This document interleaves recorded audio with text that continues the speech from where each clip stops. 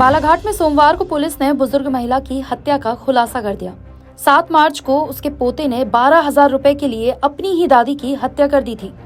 सोमवार को आरोपी को न्यायालय में पेश किया गया, जहां से उसे न्यायिक हिरासत में जेल भेज दिया गया। जानकारी के अनुसार सिवनी खुर्द में सुभद्राबाई नागेश्वर का शव उनके घर के आंगन में खटिया पर मिला था। पोस्टमार्टम रिपोर्ट में दम घुटने से मौत की पुष्टि हुई थी। पुलिस ने जांच शुरू की और सीडीआर के जरिए पता चला कि घटना के समय मृतक का पोता मूलचंद्र, जिसकी उम्र 34 साल है, घर पर ही मौजूद था। पुलिस की सख्त पूछताछ के बाद मूलचंद्र नागेश्वर ने अपना जुर्म कबूल कर लिया। उसने दादी के गले से चांदी के जेवर और नकदी लूट ली थी। पुलिस ने आरोपी से चांदी के जेवर और 2,000 रुपए बरामद किए। आरोपी ने 10,000 रुपए मौज मस्ती में खर्च कर दिए। थाना प्रभारी अशोक ननामा के अनुसार आरोपी के घर में अमरूद के पेड़ और बाथरूम के बीच लगे बांस के डंडे और दरवाजे की कुंडी पर खून के निशान मिले थे। इसी के आधार पर पुलिस आरोपी तक पहुंच सकी है।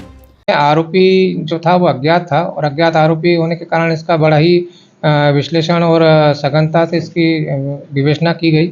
वरिष्ठ अधिकारी हमारे श्रीमान एसपी साहब के महोदय और एडिशनल स्टाफ और एसडीपी साहब के कुशल मार्गदर्शन में ही ये कार्रवाई की गई। उनके द्वारा सतत इसमें मार्गदर्शन दिया गया। विवेचना के दौरान इसमें पाया गया कि घर के ही संदेहियों पे कुछ शक हुआ, क्योंकि उनके कथनों में भिन्नता पाई गई, जिसके आधार पर भाऊलाल जो फरियादी है उसका ही पुत्र पे संदेह व्यक्त किया गया।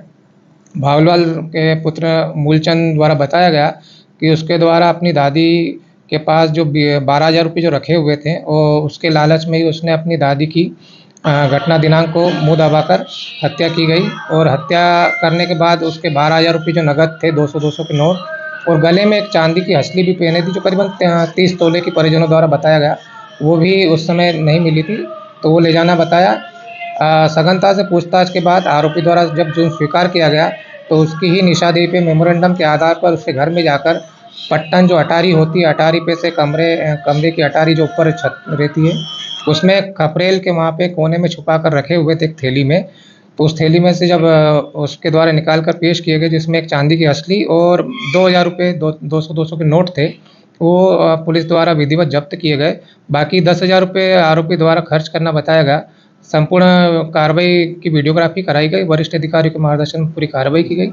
आरोपी मूलचंद्र मृतक सुभद्राबाई नागेश्वर के गोद लिए बेटे भाऊलाल नागेश्वर की दूसरी पत्नी का लड़का था, जबकि महिला सुभद्राबाई भाऊलाल की पहली पत्नी से हुई बेटी के साथ रहती थी।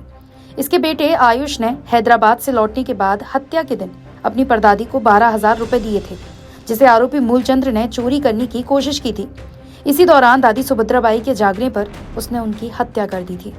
किरणापुर पुलिस के द्वारा उक्त घटना में आरोपी पर भारतीय न्याय संहिता की धारा 103(1), 309(6) के तहत अपराध पंजीबद्ध कर जेल भेज दिया गया है।